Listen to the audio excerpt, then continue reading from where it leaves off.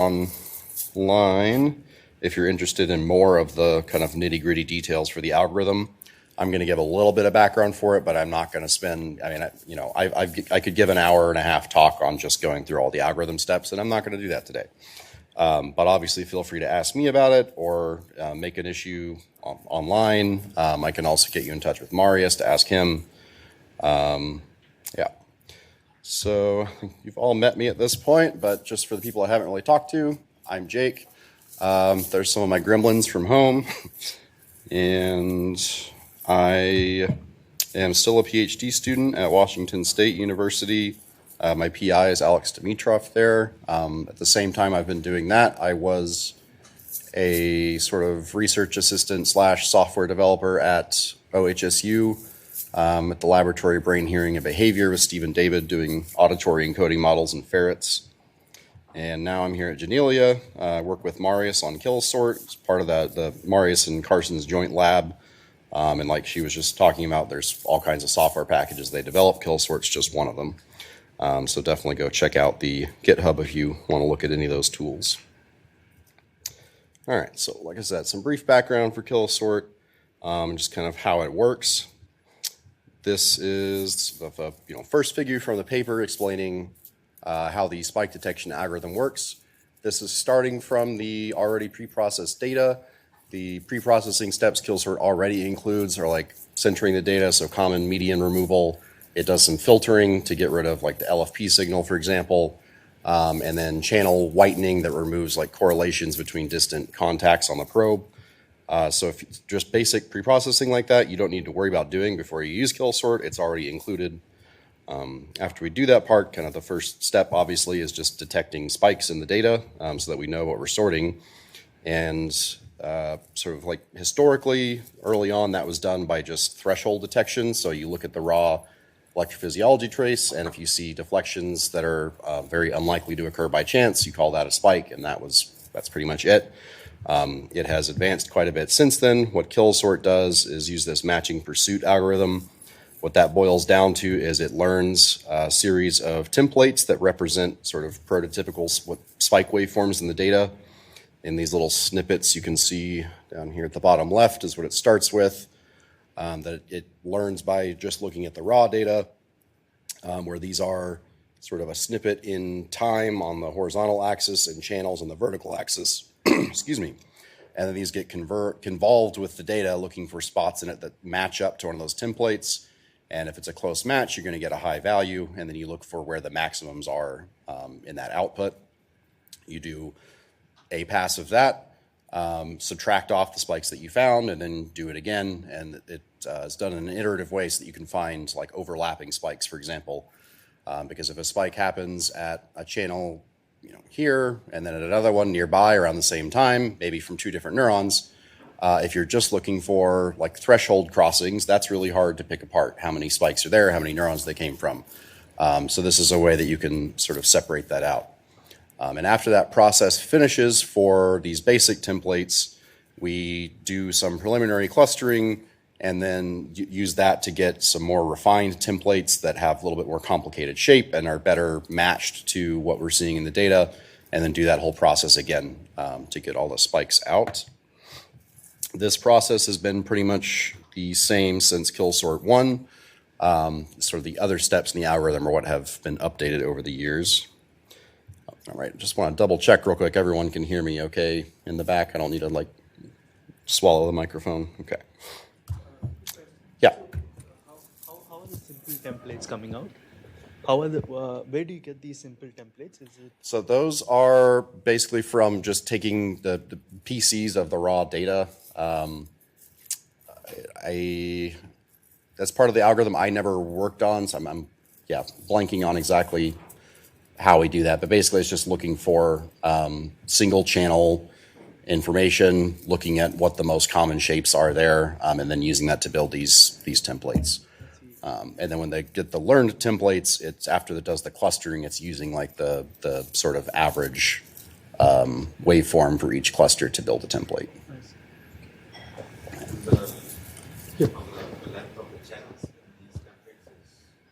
By default, it's 10 channels, or 10 nearest channels, and then this. that use, or it's sort of 10 channels is the default period, but obviously if you're using a probe with very different geometry, you might want to adjust that.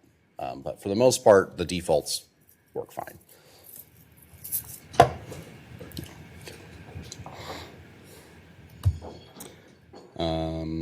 Right, and then after we have the spikes, we use the PCs to extract features from those. So when we get, I'm showing like a 60-ish dimensional vector here.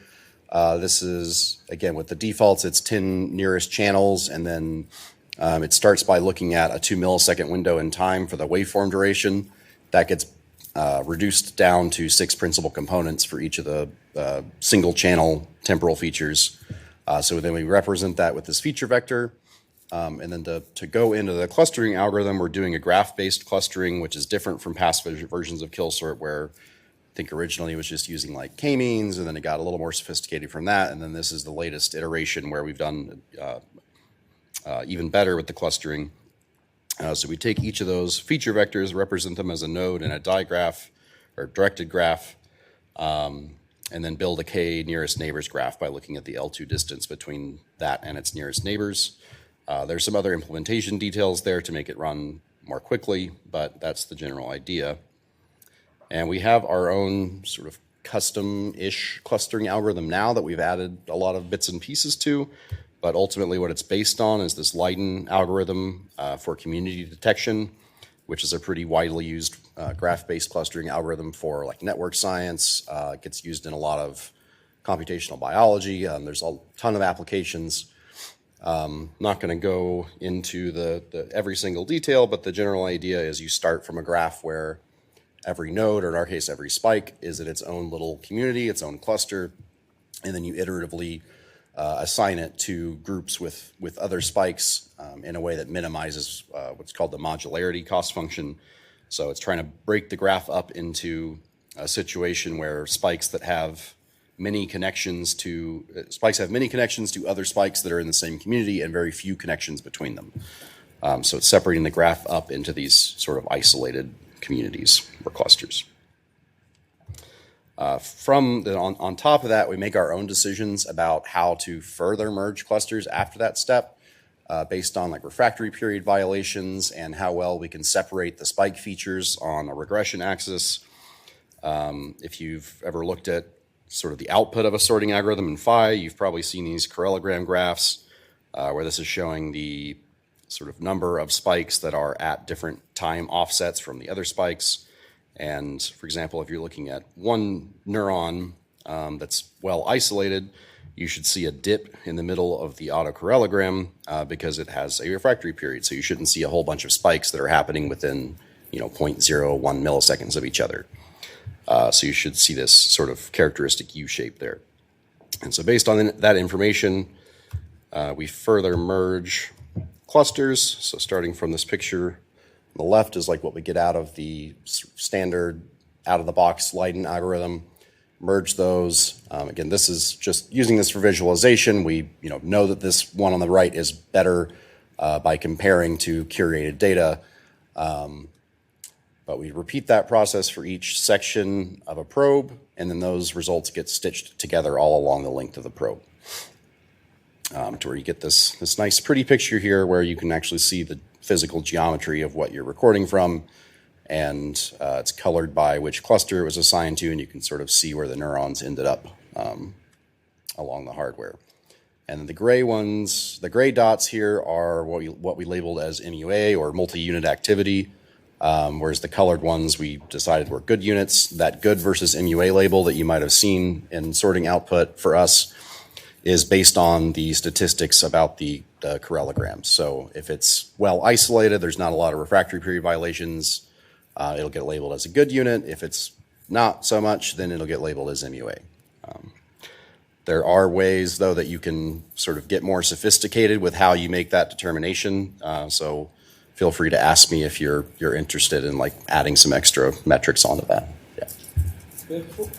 While you're matching one template through time, do you also, is the current Kilosort 4, does it also subtract that signal from the voltage signal and then tries to fit another Yes. waveform? Okay. Yeah. So I've extensively used 2.5, and double counting was a big issue.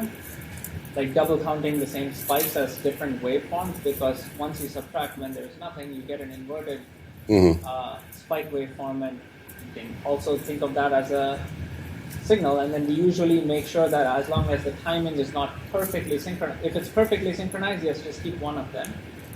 And so how does Kilosort 4 deal with it? Yeah, so that is still a thing that can happen. Usually, I don't see it happen often. Like if you get a data set where you're seeing almost all of the neurons are split like that, then you might need to go in and tweak some settings. But also we have a step sort of after all the sorting is finished that it just looks for, if there are spikes from the same unit, for example, that are within, I think the default is like a quarter of a millisecond, then it just gets rid of the extra spikes. It just assumes that they're an artifact and ditches them. Because otherwise you get this weird situation where there's a huge peak right at 0 in the middle of the parallelogram, but otherwise looks like a really good unit. Yeah. But that's the kind of thing that you just have to look at the output in phi to diagnose. Any other questions about the sort of background material before I go into the tutorial? Okay. So this is, Kilosort is open source. Our project is up there on GitHub. So you can go and look at all the code. Feel free to contribute to it, submit pull requests. Definitely post issues when you run into problems, because that's how I'm going to see it the easiest. If you do post an issue on there, more than likely, I'm going to be the one responding to it. So you know who I am. You know who you're going to be talking to. It's not, and also occasionally Marius will chime in on something, but usually he's busier with more important things. So I'm generally the only person working on it, at least for now. If you want to install this to follow along, we have it set up through PyPy. So you can create an environment with Conda or UV or whatever sort of environment manager you want to use. We always do recommend installing into a virtual environment. That's sort of best practice. If you are trying to just go ahead and install this into whatever environment you've been using for a million other neuroscience packages, it's kind of hit or miss on whether you're going to run into version conflicts. So generally a good idea to have a fresh environment, but do whatever you would like there. And then you can install Kilosort. If you want to install the GUI as well, which is what I'm going to be focusing on for this tutorial, you can just add the square brackets GUI at the end.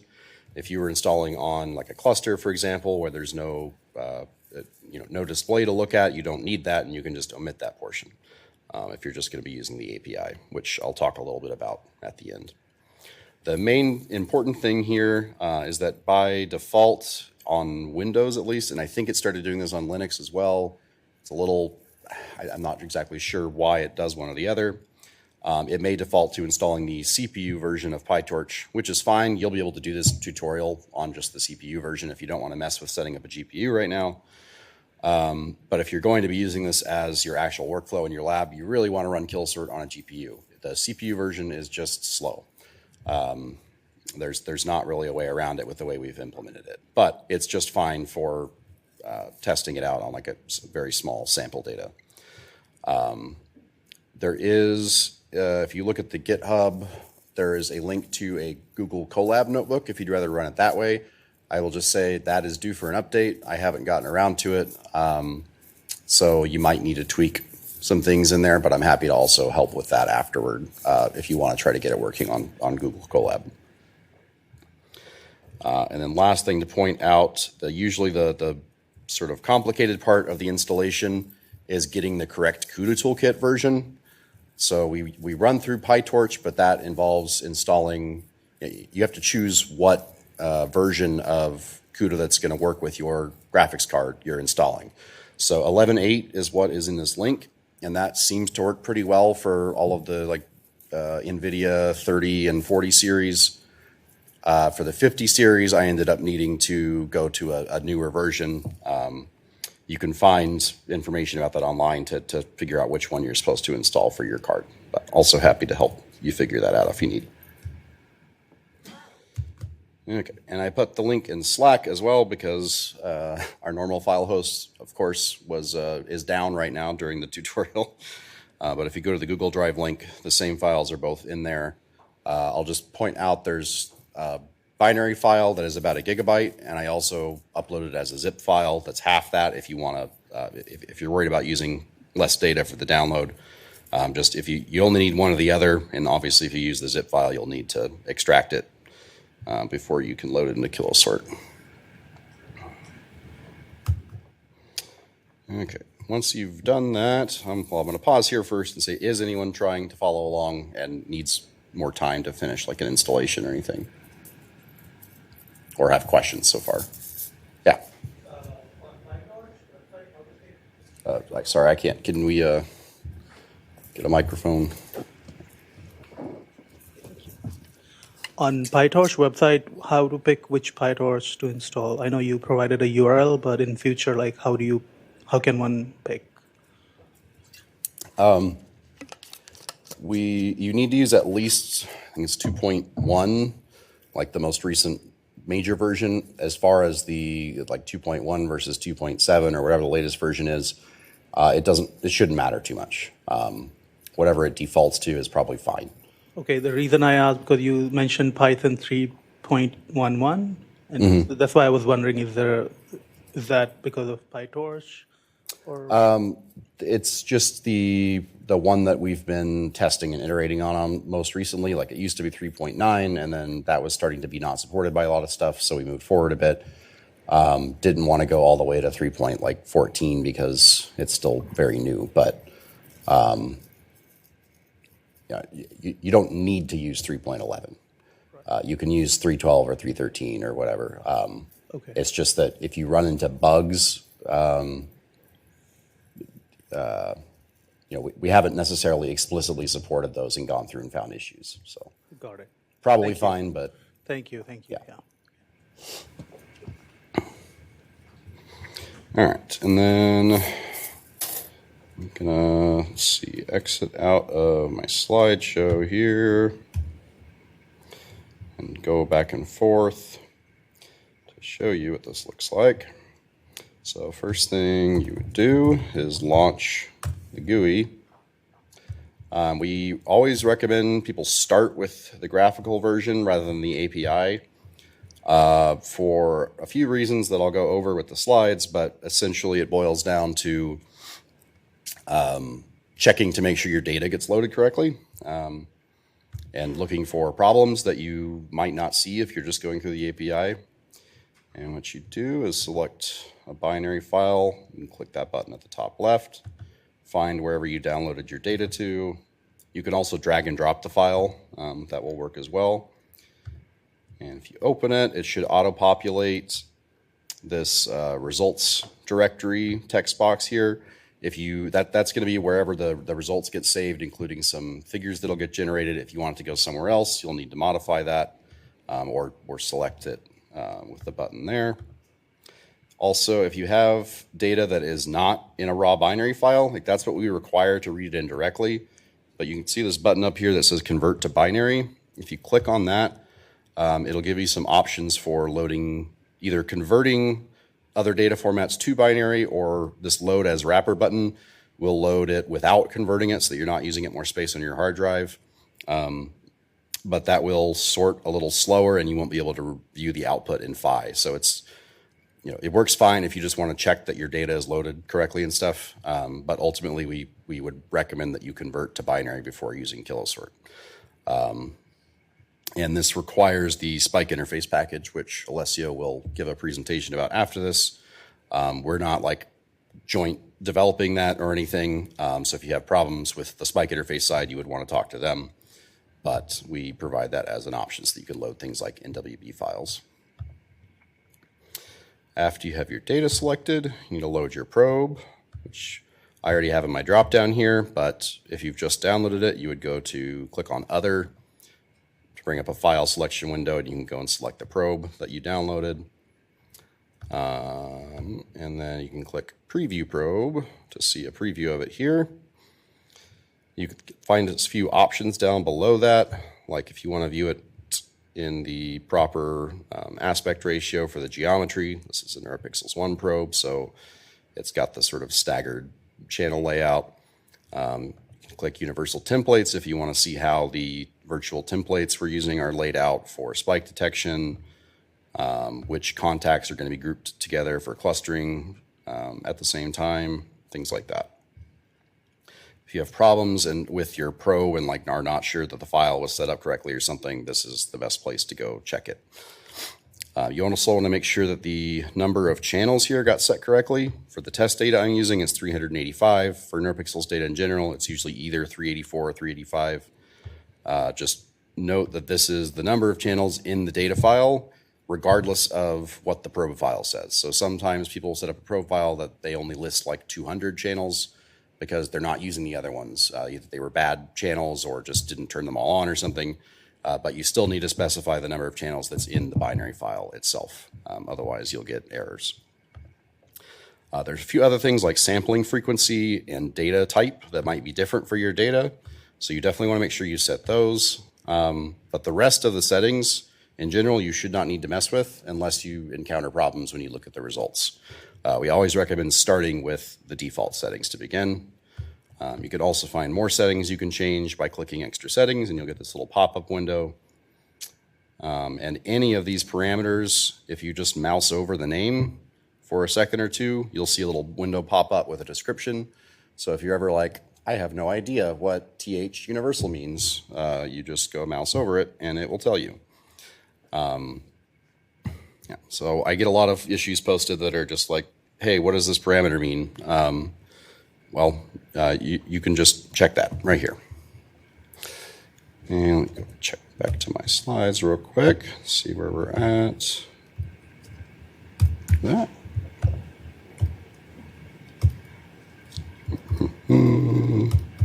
Talked about that.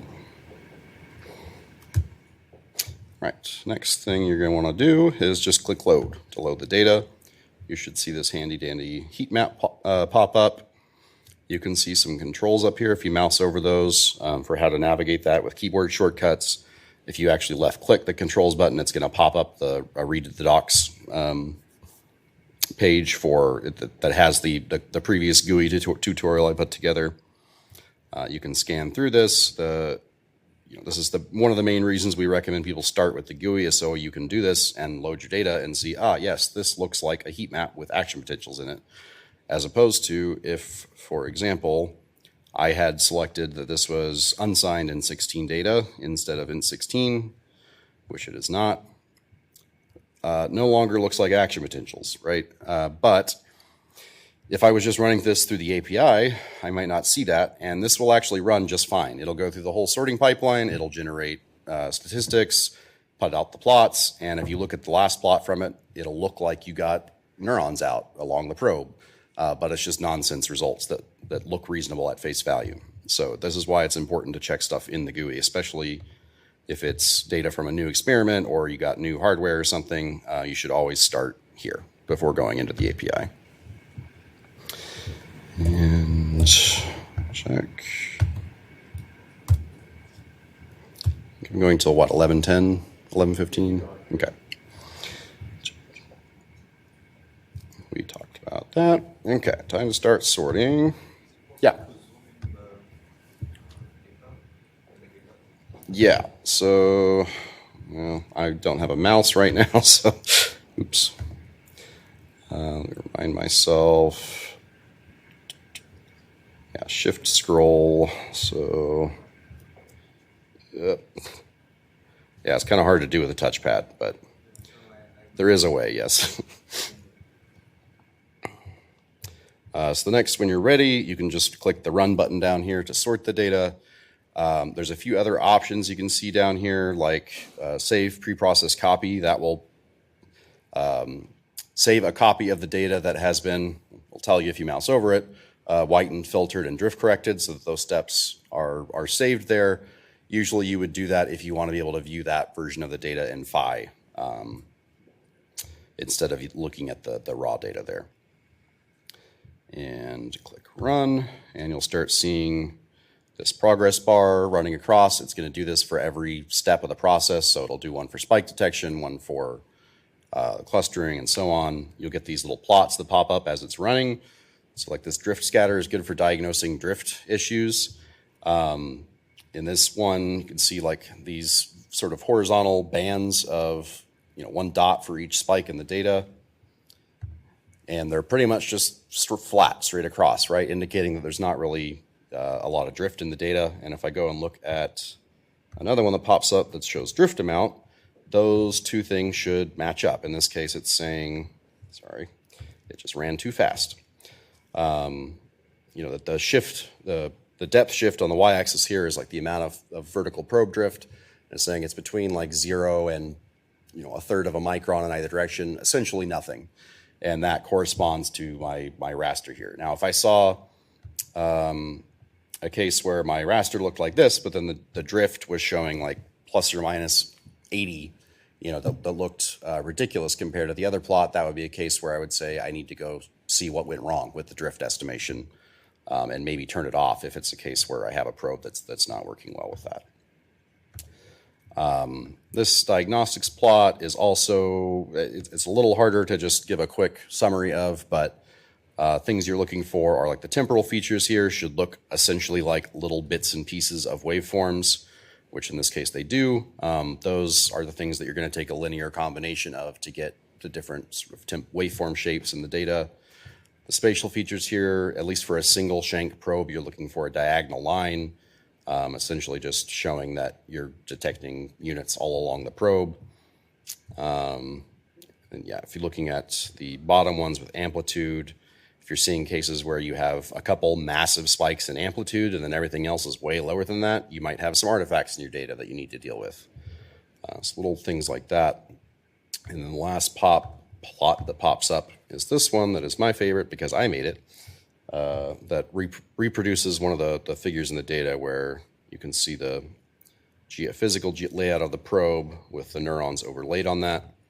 And all these plots that pop up in the GUI are interactive, so like you can change the axis scaling, you can zoom in, pan back and forth. After the sorting is done, they'll get saved as a static PNG in the results folder, but then you won't be able to do this. So if you want to be able to look at things a little more closely, it's another reason to use the GUI. Yeah. Each dot is a spike.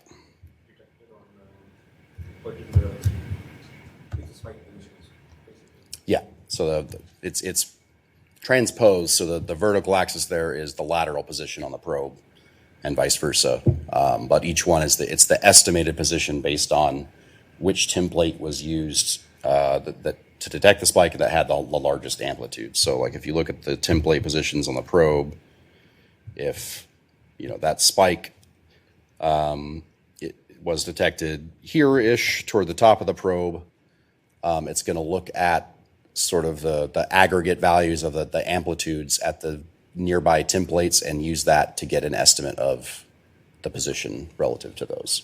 So it's not perfect. It's not like looking at a wide field image where you can say, hey, look, that's exactly where I'm looking at. But it gives you a good idea of where it's at. And after you're done sorting, close this now. Nope.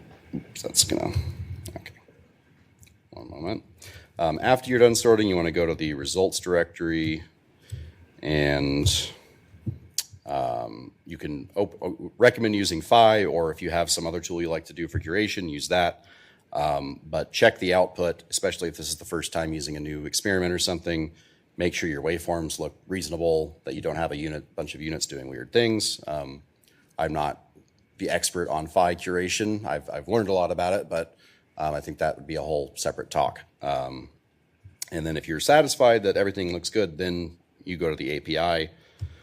This is the basic workflow for getting started with that, is you just need to tell it, where's the binary data at, what probe are you going to use, and you need to tell the number of channels in the binary file. That's the one required setting. You put those into run Kilosort as the main entry point for the API. And that's really it. There's a lot of details beyond that, obviously, when you need to change things. But that's how you get started with it. If you have more questions about how to do more complicated things with the API, ask me, make an issue on GitHub, or there's also, we have a Read the Docs page that has some tutorials on there that go into a little more detail. And then I'm also just going to point out that outside of the GUI, if you want to look up what a parameter does, currently, the best way to do that is to just look at this parameters.py file in the source code. You can do that on GitHub. It's in Python, but it is somewhat human readable. So it's on the to-do list to convert that into a Read the Docs page. But any more questions? Yeah. Suppose I have a machine multiple GPUs. Can I run spike sorting session using one GPU and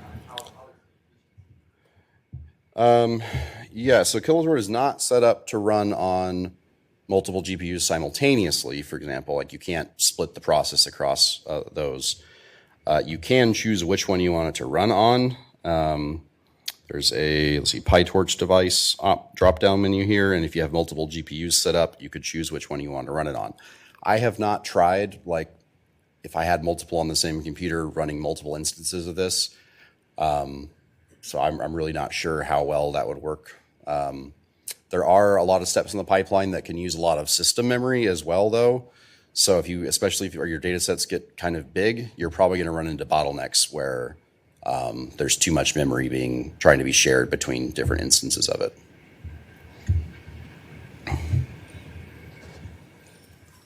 Hi, great presentation. So Kilosort gets the spikes sorted, and then in Phi you curate them. Mm-hmm. So it seems like, if you do a good job in Kilosorting, then you spend less time in Phi. So what are the things that you, in your experience, you could do to minimize that effort? Are you usually, conservative in Kilosort, or you go over, more restrictive parameters?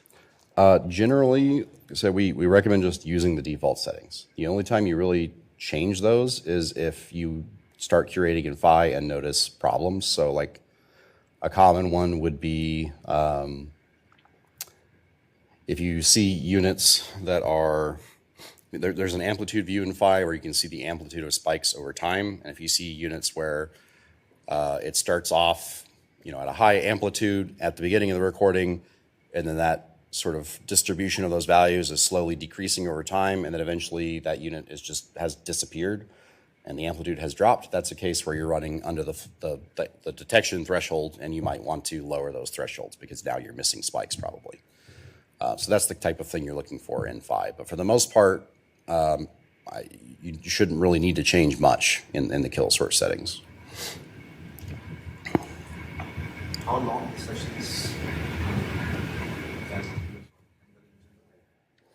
So for NeuroPixels data, the longest I've sorted was 18 hours of continuous data for the full 385 channels, but that needed an A100 GPU on our cluster. For just a consumer desktop GPU, somewhere around 6 to 8 hours for NeuroPixels is the limit. If you have fewer channels, you can push that a little longer. So in the graphic user interface, which data is supported to convert to binary? There's a handful of them that seems to be the most common. So NWB, BlackRock, Neuralinks, OpenEFIS, and NTAN are what we have there. Spike interface supports a lot more than that. So you can go through their API if you want to just convert it ahead of time. If you specifically want to use it in this tool and there's a file format on here that you want to see and is not on there, you can make an issue and we can add it. It's just that the way I have it set up right now, there wasn't a good way to do this automatically without adding spike interface as a dependency, which we didn't want to do. So there's just a manual dictionary somewhere that I say, here, for this file type, point to this spike interface function. And another question that I have is, what kind of quality control do I need to do to my data to know it's fit to run good into Kilosort?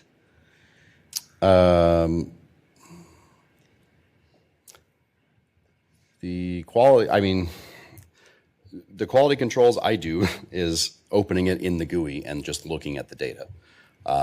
If as far as whether there are more like quantitative ones you could do, looking at like SNR and things like that, I don't do any of that, so I don't know. I'm sure I know Spike Interface has a lot of pre-processing tools and stuff for assessing data, so they might have stuff that looks at that. But in general, my workflow is just open the data and look at it. You know. Yeah, I think that's actually a perfect segue to Alessio's talk. So thank you, Jake. That was really awesome.